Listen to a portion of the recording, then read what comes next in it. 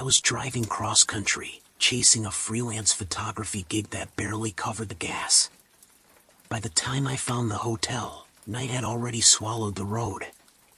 It wasn't the kind of place you booked online. No glowing reviews, no website, just a faded neon sign that flickered between vacancy and nothing. The kind of building that looked like it had been standing for decades too long. The lobby was dim, smelling faintly of mildew and old coffee. Behind the desk, an elderly man in a threadbare cardigan didn't bother with a smile. One night, he asked, already pulling a key from a drawer. "Yeah, as cheap as you've got." He slid a heavy brass key toward me. The number stamped into it read 6. "End of the hall," he said. "Don't mind the creaks." I signed the register, noticing something strange. The hotel's map, an old, yellowed floor plan pinned to the wall, showed only 5 rooms on the first floor. No room 6. I almost asked about it, but his eyes didn't leave mine until I took the key. The hallway to my room was narrow, lined with faded floral wallpaper that peeled at the corners. I counted the doors. 1, 2, 3, 4, 5. Then, nothing. Just a blank stretch of wall. I frowned, looking at the brass number on my key again. That's when I noticed a door at the very end of the hallway, set slightly back, almost hidden in shadow. No number on it. The wood was darker than the rest, as if it had been replaced recently. The key fit perfectly. The hinges groaned as I pushed it open. Inside, the air felt wrong. Thick, stale, like the room hadn't been open in years. The light switch didn't work, but the moonlight spilling through the single window was enough to see the bed, the desk, the heavy curtains that stirred despite the air being still. I stepped inside, shutting the door behind me. That's when I heard it, soft, deliberate footsteps. From inside the closet. The footsteps were faint. Slow. Measured. Like someone was standing in the dark, counting the seconds between each shift of their weight. I froze, one hand still on my overnight bag, my eyes locked on the closet door.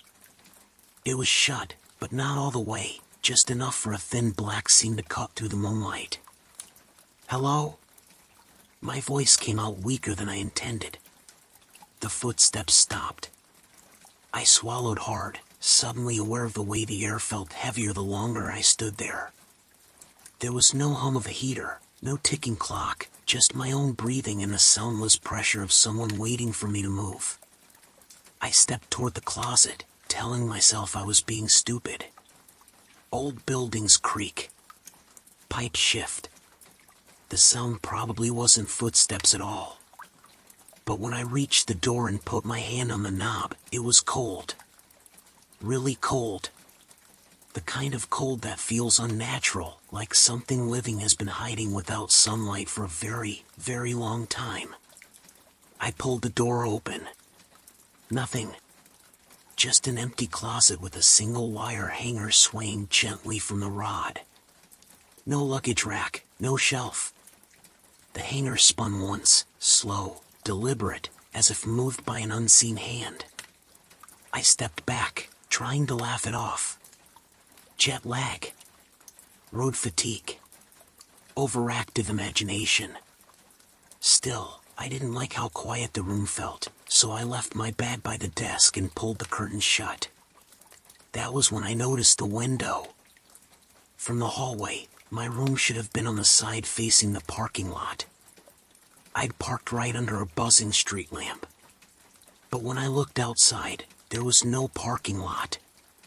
Just a narrow alley, stretching into blackness. No street lamp. No cars. No sound at all. I stared at the empty space until my skin prickled. The curtains were thick, heavy. I yanked them shut and sat on the edge of the bed, trying to decide if I should just grab my stuff and ask for another room. But the thought of going back down that hallway, past past the desk clerk who had given me this key without blinking made my stomach tighten. Instead, I decided to shower, change, and sleep it off. The bathroom was tiny, with cracked tile and a faint smell of rust. The water came out brown for the first few seconds before clearing. I stood under it longer than I needed to, letting the sound of running water drown out my thoughts. When I came out, the room felt colder. The curtains were open. Not all the way, just enough for a sliver of the alley to be visible. And in that narrow gap, I thought I saw something move. Something pale, stepping just far enough into the light to know it was there. I didn't move. Didn't breathe. Just watched. And it watched back. I couldn't see its face, if it had one, but I knew, without question, that whatever was in that alley wasn't human. The sliver of curtain shifted slightly, like it was being pulled from the other side of the glass. My chest tightened. I snapped the curtain shut and backed away, my heel hitting the overnight bag. That was when I noticed the wire hanger from the closet. It was lying on the floor, bent. And on the metal, faintly scratched into the surface, were 3 words. "Don't leave yet." I sat on the bed with my back pressed against the headboard, my eyes locked on the bent hanger on the carpet. The words scratched into it seemed almost absurd in their simplicity. Don't leave yet. Not get out or run. Not the usual horror movie warning. Don't leave yet. I told myself I was looking at random scratches. Old metal, worn down, rust catching the light in weird ways. But deep down, I knew someone, or something, had meant for me to read it. My chest felt tight. The air in the room had a strange weight to it now, like I was breathing through damp cloth. I reached for my phone to call the front desk, but the screen was black. Dead. I was sure I'd charged it in the car earlier. I stood, deciding I'd had enough. I was going downstairs, getting a new room, or driving out of here altogether. The moment my hand touched the doorknob, I froze. The sound was back. Those slow, deliberate footsteps. This time, they weren't in the closet. They were right outside my door. They would take 3 or 4 steps, then stop. As if they were listening. I waited, holding my breath, counting the seconds. The next step sounded closer. I bent down, pressing my eye to the thin gap between the door and the floor. Nothing. Just darkness. But the darkness wasn't flat. It shifted, like there was something on the other side, blocking the light in a way that wasn't quite the shape of a person. I stepped back. My hand was still on the doorknob, but it felt different now, warmer, like something had been gripping it from the other side just moments before. That was enough. I yanked the door open. The hallway was empty. But it didn't look the same. Earlier, the walls had been painted a faded beige with framed prints of sailboats and beaches. Now, the wallpaper was peeling, the color stained into a dirty gray, and the pictures were gone. And the hallway stretched. It was longer than I remembered. Much longer. The elevator at the far end looked impossibly far away, like it had been moved while I wasn't looking. I stepped out, glancing back into the room. For some reason, the idea of leaving my bag inside felt wrong. I grabbed it and slung it over my shoulder. Halfway down the hall, I passed another room. Room 8. But the number wasn't printed on the door. It was carved into the wood. Deep, rough, and uneven. I kept moving, my footsteps sounding louder than they should have, as though the hallway wanted to amplify them. When I reached the elevator, I pressed the button and waited. The light above the door flickered weakly but didn't move. I pressed it again. Nothing. That was when I noticed the stairwell door to the right. I pushed it open and was hit with the sharp smell of mildew and something else, metallic, like blood. The stairs spiraled down far deeper than a 2-story hotel should have. My stomach churned. No. The lobby was up 1 floor from my room, not down. I turned to go back to the hall. Except the door I'd come through was gone. Just wall. My breath caught in my throat. I stepped back, heart pounding. The only option now was down. Each step groaned under my weight. The walls were bare concrete, wet to the touch. My hand brushed something hanging from the railing and came away sticky. The farther I went, the colder it got. My breath came in visible clouds. That was when I started hearing it. A faint scraping, like metal dragging against stone. It was below me, and it was moving up. Panic flared hot in my chest. I turned and ran back up the stairs, counting them as I went. 20, 30, 40. I should have reached the top by now.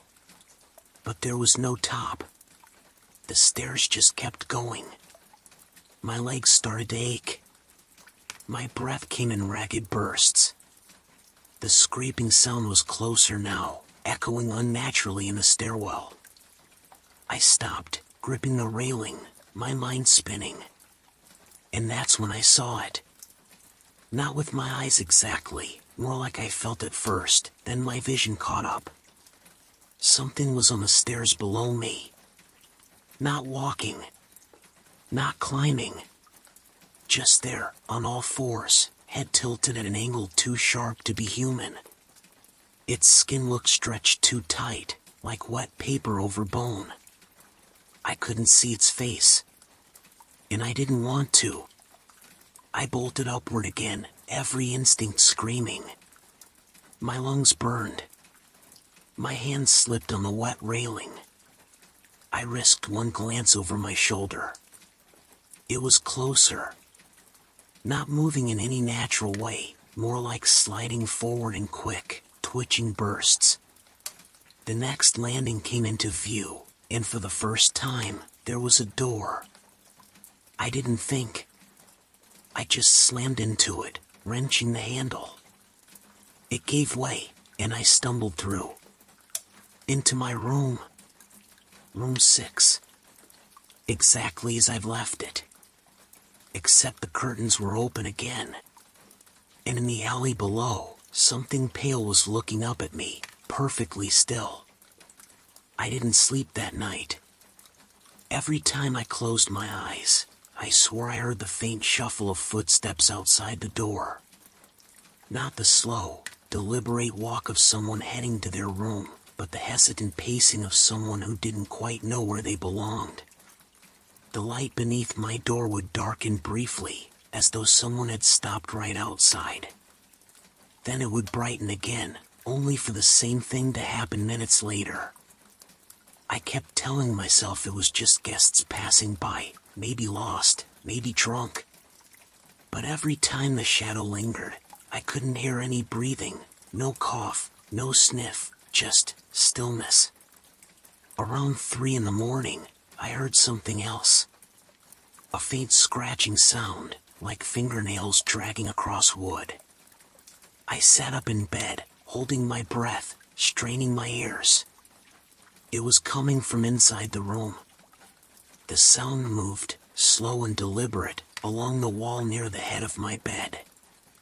My skin prickled, and my mouth went dry.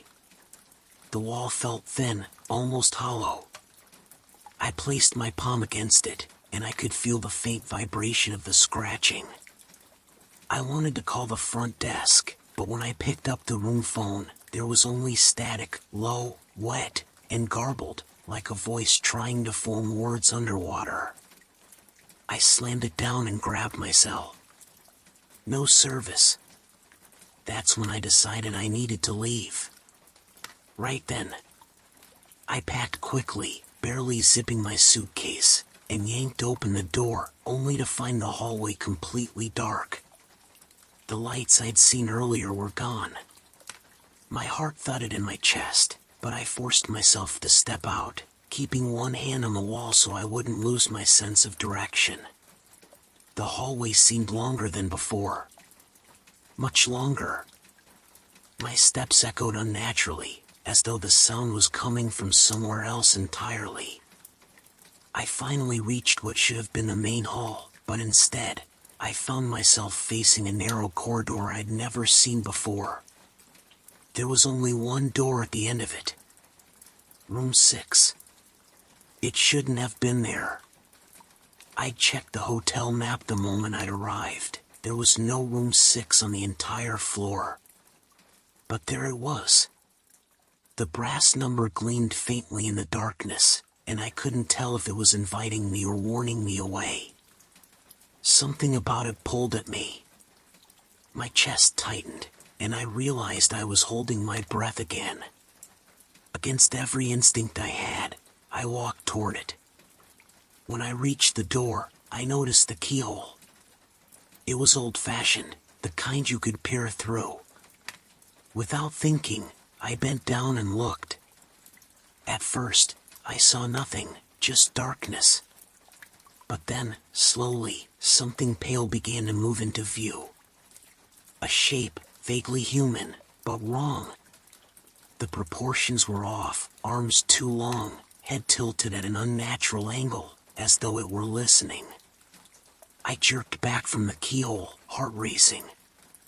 That's when I heard it. A whisper. It came from the other side of the door.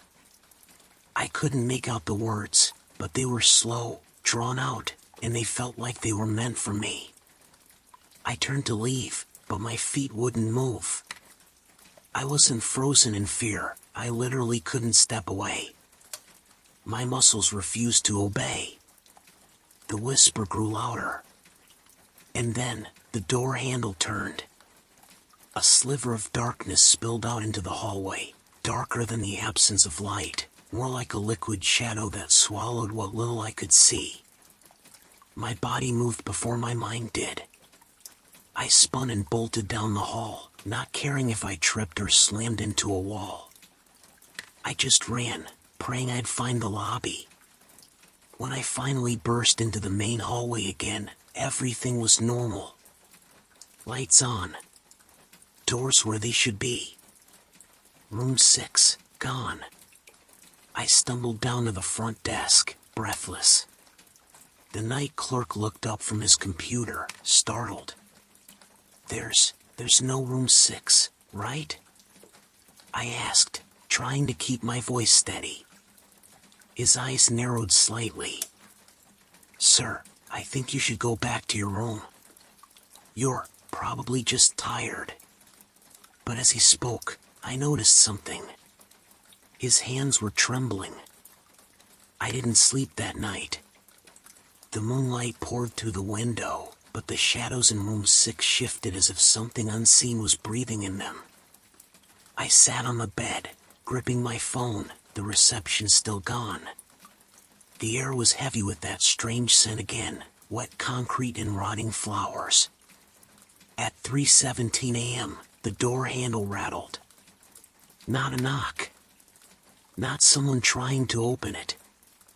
Just a slow, deliberate turn back and forth, like whoever, or whatever, was outside wanted me to know they could come in any time they pleased. I stepped toward the door, the boards creaking under my feet, and I pressed my ear against it. Silence. Then, a whisper. Low, almost imperceptible. A single word, stay. I stumbled back, my chest tightening. The whisper wasn't coming from the hallway, it came from the inside of the room. Every part of me screamed to get out, but when I tried the door, it wouldn't open. The handle spun uselessly, the lock clicking, but the frame felt fused to the wall. I turned toward the window, maybe I could climb out, but the view outside had changed. Where the street and parking lot should have been, there was only fog.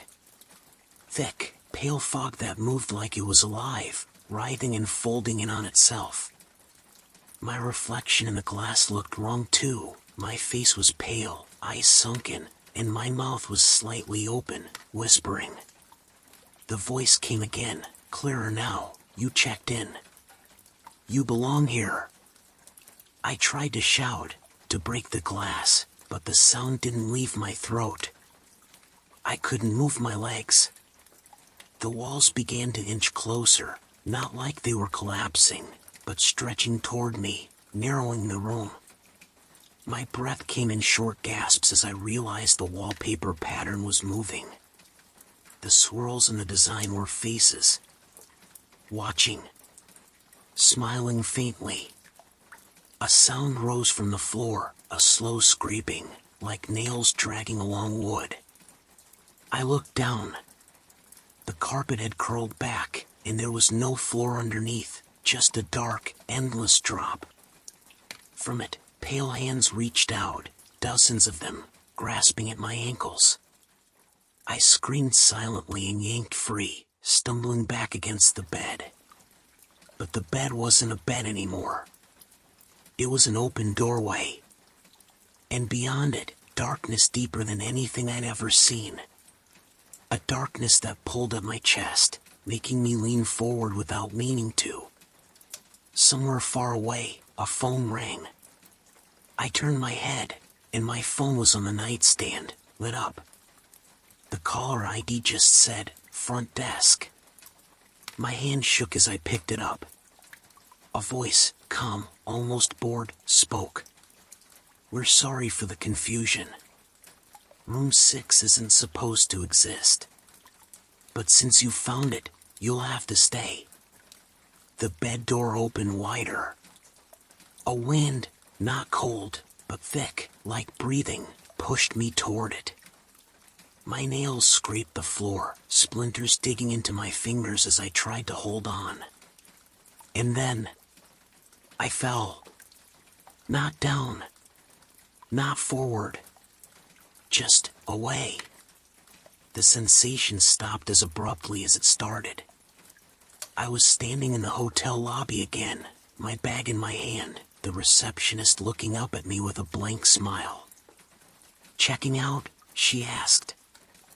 I opened my mouth, but no sound came out. My voice was gone. When I looked behind me, where the hallway should have been, there was only a wall. No doors. No stairs. No room 6.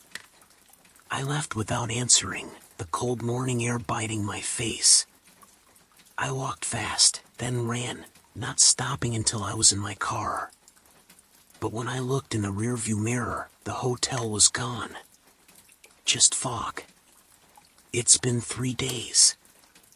I haven't spoken since. And every night, when I close my eyes, I wake up back in room 6. If you can hear this, if my voice somehow reaches you, remember this. Don't go looking for it.